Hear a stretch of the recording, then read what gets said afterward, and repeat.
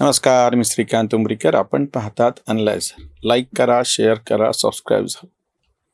काय झालं? तुम्हाला हे जे शीर्षक आहे ते पाहून असं वाटलं का की माझं काही डोकं सरकलंय किंवा माझा संजय राऊत झालाय का? नाही नाही, खरंच तसं शीर्षक आहे ते. बारामती पोटनिवडणुकीत माघार घेऊन नैतिक विजय मिळाल्याबद्दल काँग्रेसचं अभिनंदन. ह्याच्यात काहीच चूक नाही, मी तुम्हाला सांगतो. हे माझं वाक्य नाहीये. ह्या बारामतीच्या निवडणुकीमध्ये ज्या प्रचंड धोरणात्मक पातळीवरती काँग्रेसनी उमेदवार उभा केला, त्या उमेदवाराच्या साठी आमचे महाराष्ट्र प्रदेश काँग्रेसचे अध्यक्ष असलेले आमचे म्हणजे मला त्यांच्याबद्दल फार जिव्हाळा निर्माण झालेला आहे, म्हणून ते हर्षवर्धन सपकाळ. आणि तेच खरे आता जे काही तारणहार आहेत लोकशाहीचे. आणि भाजपाच्या विरोधात लढू कोण शकतं तर फक्त काँग्रेसच आणि काँग्रेसच आणि काँग्रेसच. हे ज्यांनी सिद्ध केले ते हर्षवर्धन सपकाळ. त्यांनी अगदी अर्ज मागे घ्यायच्या 2-1 तास आधीपर्यंत ज्या पद्धतीची वक्तव्य केली होती, आहा क्या बात. त्याच्यामुळे जो कोणी अवतारी पुरुष अवतरलेला आहे, आता अवतारी पुरुष म्हणजे अवतरला कसं, पण ते काय होतं, संजय राऊत सारखं बोलायचं म्हणल्याच्या नंतर असं होतं थोडंफार. आता ते जे तथाकथित द ग्रेट हर्षवर्धन सपकाळ आहेत, किंवा त्यांना काही जण टिपू लवर असं सुद्धा म्हणतात, जाऊ दे आता. ती काय, मोठं झालं एखादा माणूस तर बघवत नाही. आणि ती विशेषतः महाराष्ट्रीयन माणूस मोठा झाला की त्याच्यावर टीका करणारे महाराष्ट्रातलेच कसे असतात, दळभद्री, आपल्याला माहिती. तर हे असे जे कर्दनकाळ, असे जे सपकाळ आहेत, बरोबर आहे ना? आता हे वाक्य चांगलं झालं ना, जमलं ना? म्हणजे हे जे भाजपचे कर्दनकाळ असे ते सपकाळ, त्यांचा नैतिक विजय झाला, म्हणून त्याच्याबद्दल त्यांचं अभिनंदन.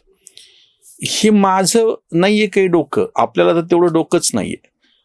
हे सगळे तथाकथित जे सगळे लेब्रांडू पत्रकार आहेत, त्यांना जे भरता आलेलं आहे की कशी गुगली टाकली, काकांनी पण टाकली. आणि ती नेमकी गुगली समोर ज्या पद्धतीने त्या गुगलीच्या मागचं जे बळ आहे ते सगळं कसं हर्षवर्धन सपकाळांचं यांचं कसं आहे, आणि काँग्रेसला कसा नैतिक विजय मिळवलेला आहे. तुम्हाला मी काय बोलायला आलो ते कळणार नाही. तुमचं सगळ्यात म्हणजे वाईट काय माहिती आहे का, की तुम्हाला असं वाटलं की आता अर्ज मागे घेतला, आता फक्त सुनेत्रा पवारांचाच अर्ज प्रमुख पक्षापैकी उरलाय, बाकीचे किरकोळ लोक आहेत, सुनेत्रा पवार जे निवडून येतील. निवडून आले म्हणजे विजय नसतो. म्हणजे तुम्ही एक मूळ लक्षात घ्या गोष्ट, म्हणजे तुम्हाला जर समजून घ्यायचं असेल ना, तुम्ही हे जे 2-4 लिब्रांडू पत्रकार, मी नावं घेत नाही, तुम्ही तुमचं शोधा, त्यांचे व्हिडिओ खूप अवेलेबल आहेत, त्यांचे व्हिडिओ तुम्ही ऐका, म्हणजे तुम्हाला कळेल की हा विजय हर्षवर्धन सपकाळांचा, काँग्रेसचा, पुरोगामी राजकारण्यांचा, राहुल गांधीचाच कसा झालेला. प्रत्यक्ष निवडणुकीच्या निकालाच्या दिवशी, काउंटिंगच्या दिवशी सुनेत्रा पवारांचा आकड्यातला विजय असू शकेल, तो विजय महत्वाचा नाहीये. जसं 2014 पासून सातत्यानं काँग्रेसचा नैतिक विजय होत आलेला आहे. म्हणजे आधी 44 जागेवरती प्रचंड नैतिक विजय झाला होता, त्याच्यानंतर थोडंसं ते नैतिक विजयाचं हे घसरलं आणि फक्त 52 जागा निवडून आल्या. त्याच्यानंतर अजून एक वाईट परिस्थिती आली, 2024 मध्ये 99 जागा आल्या. ते तर दुःख आहेच आहे की 44 जागांवरच्या नैतिक विजयामध्ये जी एक काय म्हणता येईल त्याला, प्रचंड असं समाधान असतं ना, ते 52 जागेवर नसतं. आणि 99 जागा आल्या तर मुळीच नसतं. महाराष्ट्रामध्ये जेव्हा 2024च्या विधानसभेमध्ये 16 इतक्या प्रचंड जागा आल्याच्या नंतर नैतिक विजयाचं जे प्रचंड समाधान काँग्रेसला होतं, आणि त्याचं श्रेय तेव्हाचे त्यांचे अध्यक्ष नाना पटोले यांनाकडचं जातं. पण त्यांचं एवढं मोठं कर्तृत्व दाखवलं नाही, आणि त्यांच्या जागी आता हे हर्षवर्धन सपकाळांना आणून बसवलेलं आहे. मग हर्षवर्धन सपकाळांनी अजून एक पुढचं पाऊल ठरवलं. कारण काय झालं असतं, समजा हे अर्ज राहिला असता, तुम्ही लक्षात घ्या, बारामती लोकसभा विधानसभा निवडणुकीमध्ये आकाश मोरे यांचा अर्ज राहिला असता, कारण की त्यांनी प्रचंड कडवा असं आव्हान अजितदादांना मागच्या विधानसभेमध्ये दिलं होतं. तब्बल 4000 मतं त्यांना पडलेली होती. जोक नाहीये, तुम्ही लक्षात घ्या. अजितदादांचा विजय फक्त आकड्यातून झाला होता, काय ते क्षुद्र विजय होता. त्याच्यानंतर उपमुख्यमंत्री वगैरे अशी काहीतरी पद त्यांना भेटली अजितदादा. आता त्यांच्या अपघाती निधनानंतर त्यांच्या पत्नी उभा राहणार, ते सध्याच खासदार आहे, त्याच्यानं तिथला राजीनामा ते देणार, इथून निवडून येणार. ह्या सगळ्या क्षुद्र आणि काय म्हणता येईल त्याला मोहमाया ही सगळी, ह्याच्यामध्ये काही पडलेलं नाही आहे विजयामध्ये. पण हर्षवर्धन सपकाळ यांनी ज्या पद्धतीने उमेदवाराचा अर्ज भरला, आणि अतिशय बाणेदार पद्धतीने 3 वाजायच्या आत गुरुवारी तो जे ठरलेलं होतं 9 तारखेला ते अर्ज जसं कसं माग घ्यायचे, आणि बरोबर सगळ्यांना हुलकावणी दिली ना, अर्ज मागे घेऊन दाखवला. ही हिंमत पाहिजे. आणि त्याच्यामुळे जो काही प्रचंड मोठा असा विजय काँग्रेसचा झालेला आहे, हे सगळे ते पत्रकार सांगतात, ते मी तुम्हाला त्यांची भाषा फक्त वेगळ्या पद्धतीनं सांगतो. ह्याच्या मागं काकाचं तर प्रचंड प्रमाणामध्ये काय म्हणजे जे काही सध्या महाराष्ट्राच्या राजकारणात चालू आहे ते फक्त आणि फक्त बारामतीचे काकाच जाणो. काकांची जी बारामती आहे त्याच्या ज्या करामती आहे त्याच्या पुढे दुसरं सगळं जग शूद्र आहे. खरं तर याच वेळेस नेमकं इराण इराक युद्ध होतं म्हणून, कारण की त्या अमेरिका आणि इराण हे युद्ध माझ्या तोंडात सारखं ती इराण इराकच येत राहतं. हे जे युद्ध चालू होतं त्याच्यामध्ये त्या दोघांना पाकिस्तानी मध्यस्थी करायला लावणे, नंतर पाकिस्तानचा पोपट का उंदीर का जे काही करणे, हे सगळ्यामध्ये काका गुंतलेले होते. आणि तेवढं सगळं असताना सुद्धा त्यांनी वेळात वेळ काढला आणि बारामतीकडे फक्त अशी नजर फिरवली. आधी त्यांनी पार्थ पवारांचा कान पिरगाळला आणि बरोबर त्या आकाश मोरेंना अर्ध भरायला लावला. आकाश मोरेने अर्ध भरला की अख्खच्या अख्खं भाजप थरकापलं. त्या आसाममधली निवडणूक राहिली बाजूला, पश्चिम बंगालमधली निवडणूक राहिली बाजूला, त्याच्यानंतर केरळमध्ये मतदान चालू होतं ते राहिलं बाजूला, तमिळनाडू राहिलं बाजूला, छोटं पुद्दुचेरी पण राहिलं बाजूला. अख्ख्याच्या हक्क भारतीय जनता पक्ष पूर्णपणे हादरला, संघ हादरला, संघाचं नागपूरमधलं कार्यालय हादरलं. काय रिश्टर स्केलचा धक्का झाला असेल तो भूकंपाचा कोण जाणे. काकांनी अर्ध भरला म्हणजे काकांनी काँग्रेसला सांगितलं अर्ध भरायला. खरं तर काका स्वतः अर्ध भरू शकत होते. प्रतिकात्मक स्वरूपात स्वतः काका उभं राहू शकत होते. काय कोणाची बिशाद होती. पण काकांनी तसं केलं नाही. जी गोगली टाकली, काँग्रेसला अर्ध भरायला सांगितला, काँग्रेसने अर्ध भरला, सगळे थरकापले. सगळ्यांचा थरकाप झाल्याच्या नंतर बरोबर ह्यांच्या नैतिक विजयाची खात्री पटली आणि त्या नैतिक विजयावरती शिक्कामोर्तब करायचं म्हणून बरोबर गुरुवारी दुपारी 3 वाजताच्या आधी थोडेसे काही मिनिटं शिल्लक असताना तो अर्ध मागे घेऊन एक जी जोरदार थप्पड लगावलेली आहे सत्ताधाऱ्यांना, उसकी गूंज दूर दूर तक सुनाई देगी. तुम्ही बघा आता. नाही, हे खरंच आहे. असं तुम्हाला असं वाटेल की मी काहीतरी उपासना वगैरे बोलायला, असं काहीच नाहीये. हर्षवर्धन सपकाळ यांनी जे सिद्ध करून दाखवलेलं आहे, जे नाना पटोलेंना पण जमलेलं नव्हतं. नाना पटोलेंनी तर काय केलं, त्यांना जे प्रत्यक्ष अध्यक्षपद मिळालेलं होतं विधानसभेचं ते सोडून दिलं. ते सोडून दिल्यानंतर ते नरहळदीनं तिथं बसवलं आणि नंतर जो सगळा जो प्रॉब्लेम झाला तो. आता हे जे नाना पटोलेंचं कर्तृत्व होतं आणि त्याच्यानंतर त्यांनी पूर्ण प्रयत्न केले.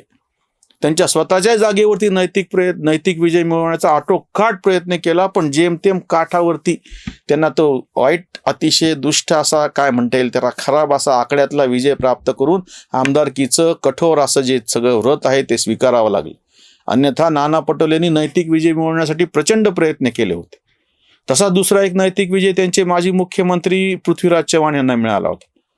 या विधानसभेमध्ये बरोबर त्यांना जे काही त्यांचा तो आकड्यात पराभव झालेला वाटतो तुम्हाला, पण त्यांना त्या पराभवामध्ये जो नैतिक विजय मिळालेला आहे ना, ते कॉम्पिटिशन, ते दुःख नाना पटोलेंच्या मनामध्ये होतं. पण ते ओळखून हर्षवर्धन सपकाळांनी ठरवलं की ही वेळच मी येऊ देणार नाही. आपल्याला जर विशुद्ध असा नैतिक विजय मिळवायचा असेल तर आपण अर्ज भरून आपली ताकद दाखवून दिली पाहिजे आणि बरोबर अर्ज मागे घ्यायच्या ठरलेल्या मुदतीच्या आधीच 2-4 मिनिटं, 5-10 मिनिटं, काय 15-20 मिनिटं जाऊन तो अर्ज मागे बाणेदारपणे घेतला पाहिजे. तरच आपला खरा विशुद्ध असा नैतिक विजय होऊ शकतो. खरं तर ह्याच्यामध्ये अजून एक भाग आहे, पण ते लोक ऐकत नाहीत. हो, काय करावं की जे लोकांच्या मनात आहे ना, लोकांच्या मनातले जसे पंतप्रधान हे राहुल गांधी आहे, तसे लोकांच्या मनातले मुख्यमंत्री आता हर्षवर्धन सपकाळच, कारण ते अध्यक्ष आहेत म्हणून. आधी नाना पटोले होते कारण ते अध्यक्ष होते काँग्रेसचे आणि त्यांच्या मुलीनं सांगितलं पण होतं की बाबाच कसे अध्यक्ष होणार, मुख्यमंत्री होणार आहेत म्हणून. त्याच्यामुळे आता जे महाराष्ट्राचे नैतिक मुख्यमंत्री आहेत ना, हर्षवर्धन सपकाळ, की त्यांनी खरं तर ही जे एक नवीन पायंडा आणलेला आहे की अर्ज भरायचा, पूर्णपणे मीडियामध्ये बाईट द्यायच्या, लिब्रांडू पत्रकार तर आपले आहेच आहेत आणि बरोबर अर्ज मागायचं, हे जे सूत्र आहे ना, हे फार विलक्षण आहे. मला वाटतं ह्याच्या अजून एक पुढची पण पायरी करता येऊ शकेल. मी अर्ज भरणार आहे असं म्हणायचं ना, अर्ज भरायचाच नाही. ही जी खतरनाक अजून एक नैतिक विजयाचा टप्पा आहे ना, तो मात्र गाठायचा राहिलेला आहे. मला वाटतं हर्षवर्धन सपकाळांनी काय करावं माहिती आहे का, प्राजक्त तनपुरेंची शिकवणी घ्यावी याच्यासाठी. प्राजक्त तनपुरे काकाच्याच पक्षाचे होते ना, राष्ट्रवादी काँग्रेस शरदचंद्र पवार गट राहुरीमधून. तर त्याच्यामुळे हर्षवर्धन सपकाळांचं चुकलं काय माहिती आहे का, त्यांनी अजूनही जाऊन काकाकडे बसावं, काकाकडून गुरुमंत्र घ्यावा. पुढची स्टेप काय असते माहिती आहे का, एक तर सगळ्यात पहिली गोष्ट म्हणजे अशी असते की बाबा पूर्णपणे प्रयत्न करून तुम्हाला आकड्या बाजूला ठेवायची आणि तो जो पराभवातला जो नैतिक विजय ना, तो पहिली गोष्ट असते. त्याच्या पुढची स्टेप काय असते माहिती का, अर्ज भरायचा आणि अर्ज मागे घ्यायचा. म्हणजे हे जे दुसरा आकाश मोरे फॉर्म्युला आहे ना तो आहे. पण त्याच्यापेक्षा उच्च कोटीची जी गोष्ट आहे ना, प्राजक्त तनपुरेकडून शिकायला पाहिजे. पक्षाने EB फॉर्म दिलेला आहे, सगळं तयार आहे, लोक बसलेले आहेत, ते सगळे फॉर्म ते वकिलांनी सगळं तयार करून ठेवलेलं आहे. आता अर्ज दाखल करायचा आणि त्याच दिवशी बाणेदारपणे जाहीर करून टाकायचं की मी अर्जच भरणार नाही. नैतिक विजयाचं ना हा सगळ्यात मोठा हे बघा, म्हणजे ह्याच्यापेक्षा दुसरं अजून एक ह्याच्याही पलीकडे अजून असू शकतं बाबा. ते म्हणजे कसं की बाबा ते मात्र जरा राज ठाकरेकडून शिकायला पाहिजे. म्हणजे त्यांच्या पक्षाचं कसं असतं माहिती आहे का, ते घोषणा करतात, सभा घेतात, सगळं करतात, लावरे तो व्हिडिओ म्हणतात वगैरे सगळं करतात, आणि ते अर्ज भरायचं काय, ते कशाचं काहीच नसतं. निवडणूक आली की ते पुन्हा गायब होऊन जातं. नैतिक विजयाचं ते अजून एक फार मोठी पातळी. म्हणजे आता तर मला असं लक्षात यायला लागले की हे नैतिक विजयासाठी फार मोठी कॉम्पिटिशन राष्ट्रवादी काँग्रेस, शरदचंद्र पवार गट, शिवबाठा, त्याच्यानंतर काँग्रेस आणि त्याच्यानंतर मनसे, ह्या चौघा पक्षामध्ये ना नैतिक विजयाची एक प्रचंड अशी स्पर्धा. त्याच्यामध्ये जिंकायचं म्हणल्याच्या नंतर सध्या तरी मला त्याच्यामधला जो काही तथाकथित धुरंधर आहे तो फक्त हर्षवर्धन सपकाळचा. कारण की ते प्रत्यक्ष समोर येत आहेत मीडियामध्ये आणि बाईट देत आहेत. खरं तर काही दिवसानंतर असं पण होऊ शकेल की प्रत्यक्ष मीडियातच बाईट द्यायची, फक्त बाकी काही करायची गरजच नाही.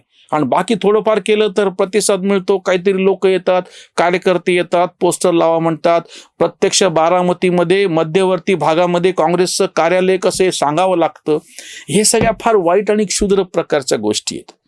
आणि मग ते काय करावं लागतं, मग चुकून माकून का होईना त्या राहुल गांधीला कधी काही सुचत नाही, मग ते पदयात्रा काढतात, मग त्या पदयात्रेत जॉईन व्हावं लागतं. ते गळ्यामध्ये ते गमछा पसरून टाळफीळ वाजवून कपाळाला गंधफिंद लावून काहीतरी मिरवावं लागतं. हे सगळे फार मोठे अडथळे आहेत. ह्याच्यापेक्षा कसं करायला पाहिजे माहिती आहे का, फक्त मीडियामध्ये येणं. म्हणजे नैतिक विजयाची एक अनिवार्य अट अशी असली पाहिजे की फक्त मीडियात येऊन बोलायचं, निषेध करायचा, आम्ही कडकडून लढूत म्हणून सांगायचं, बिलकुल बिनधास्तपणे सांगायचं. त्याच्यानंतर निवडणुकीची जी प्रक्रिया असती ना त्या काळात पूर्णपणे शांत राहायचं. ही जी साधना असती ना ती साधता आली पाहिजे. म्हणजे आधीपर्यंत वंचित बहुजन आघाडी पण तसंच करतात बघा. ते जोरदारपणे काँग्रेसच्या उमेदवाराला पाठिंबा त्यांनी जाहीर करून टाकला. आता काँग्रेसच्या उमेदवारांनी बाणेदारपणे उमेदवारी मागे घेतली, त्याच्यामुळे आता ह्यांनी पाठिंब्याचं काय करायचं. म्हणजे ह्यांनी त्यांचा पाठिंबा दिलेला आहे, ते उमेदवारी अर्ज मागे, ते पाठिंबा तसा लटकला ना. आता त्या पाठिंब्याचं नेमकं काय करायचं, त्यांनाही अजून थोडंसं शिक्षण घेण्याची गरज आहे. त्याच्यामुळे महाराष्ट्राच्या ह्या पोटनिवडणुकीनं महाराष्ट्राला एक प्रचंड मोठी शिकवण दिलेली आहे नैतिक विजयाची.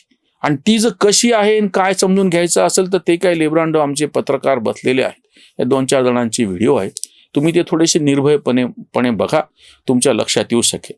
पण आज महाराष्ट्राचे जे नैतिक मुख्यमंत्री आहेत हर्षवर्धन सपकाळ, त्यांचा जो पक्ष आहे काँग्रेस पक्ष, त्याचा जो नैतिक विजय झालेला आहे त्याच्यासाठी त्यांचं मनपूर्वक अभिनंदन.